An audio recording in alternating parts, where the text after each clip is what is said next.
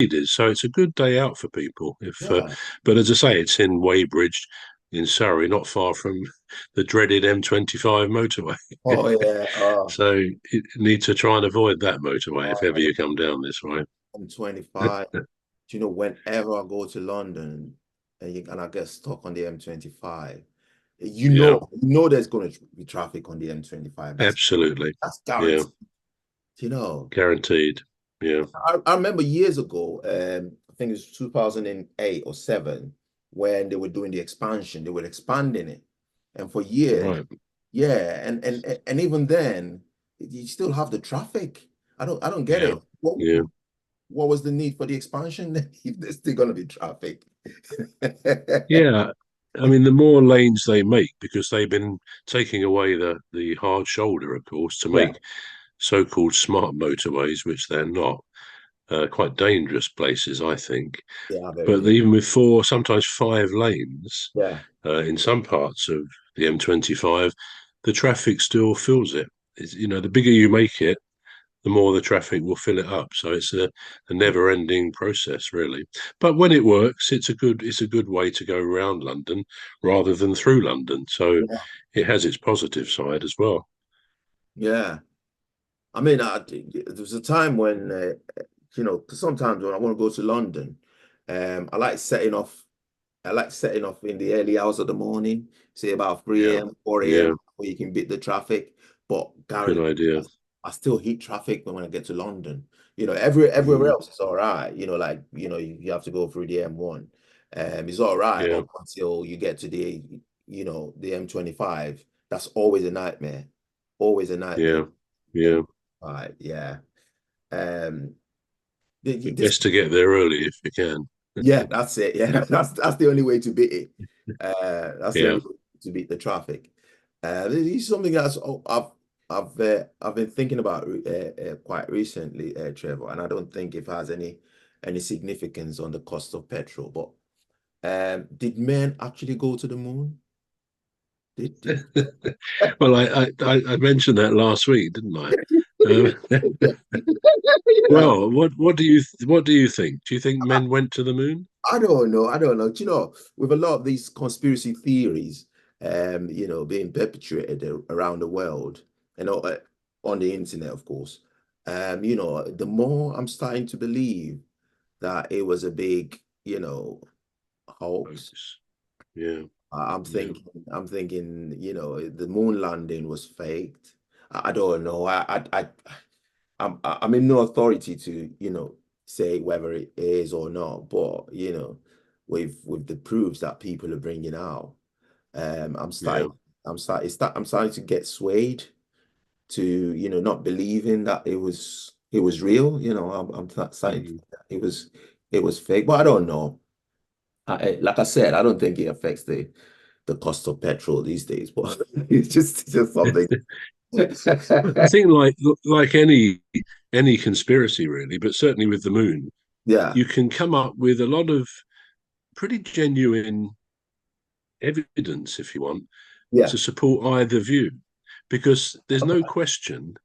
I mean, I've over the years I've read quite a lot about this, and there's no question that some of the photographs, yeah. some of them are definitely, I say, faked. They're clearly not from the moon mission, so they're possibly from when they landed a spacecraft without people on it there.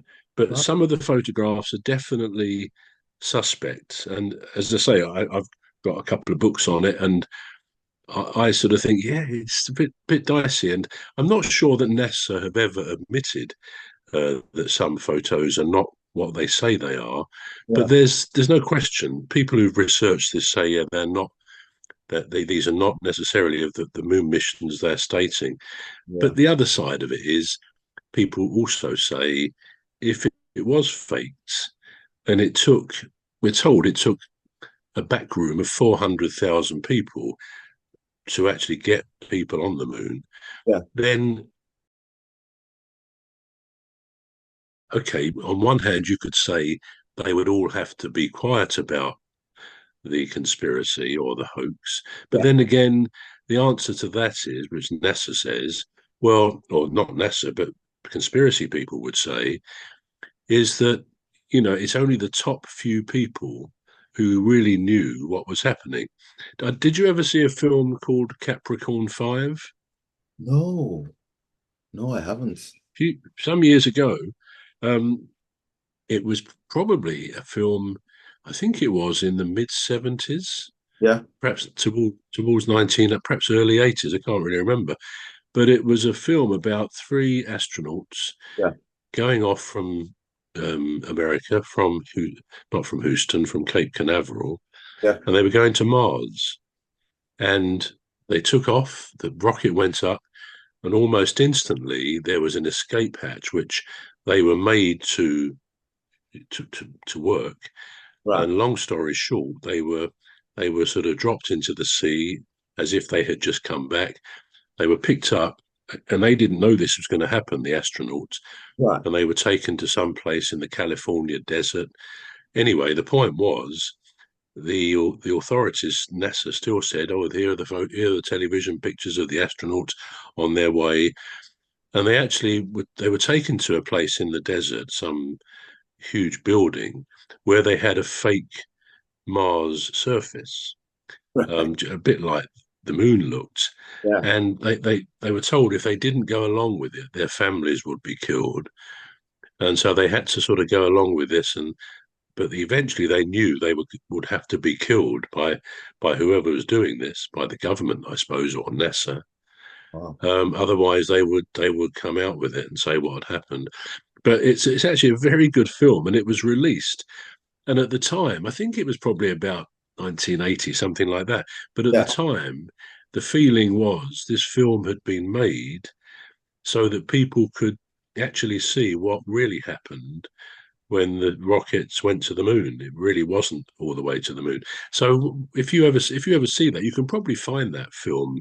I right. don't know whether there's any old DVD. There's I'm probably a DVD gonna of write it it down. somewhere. Is it called a Capricorn? Capricorn 5, just the number 5. So Yeah, Capricorn 5. And yeah, it was just in itself, it was an excellent film, but it shows you how it could have been done as far as the moon was concerned. And they think that's why, some person who's going to spill the beans on this made this film. So it's very clever, and it does make you think that, do we really believe everything that we're told? Because there's a lot of propaganda about, isn't there? yeah. There is. There's a lot of propaganda, a lot of conspiracy theories. Like we said. Mm. Yeah. Another thing that I was thinking about. This is an age-old question, Trevor. I hope you're ready for this. Sounds interesting. Yeah, come on then. Is there such a thing as normal? As what? As normal? As being normal? Normal. Yeah, Normal. yeah. Well, it's an interesting question It is, because isn't I it? suppose Yeah, you could say that no, you could say that life is like 100% everything that happens in life. The two 5% at each end yeah. are things that are abnormal, not normal. The rest, the 90%, is really effectively what we would say is normal, because normal clearly is a subjective thing, isn't it? What to you may be normal may not be normal to me. So I think normality is somewhere in about 90% of reality. That was quite a profound comment, that wasn't it? I know it's got me thinking because, you know, I think it was an advert on television, and this advert said, when you're real, and then they were trying to advertise a particular, I think it was a cold, I think it was a cold medicine or something, and they were trying to say Right. get you back to normal, and then they added the word whatever normal is, and it got me Mm. thinking, right, okay, so was it normal before you got ill? And then now that you feel better, is that normal? Was that what was normal? Was you, was you perfectly okay before?